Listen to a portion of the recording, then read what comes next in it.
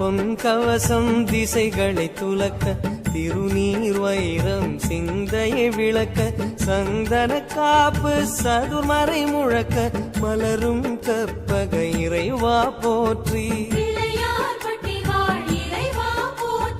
கலியுகம் காக்கும் கணபதி நாதா வலம்புரி நாதா அபயம் அபயம் அபயம் அருளும் இறைவா போற்றி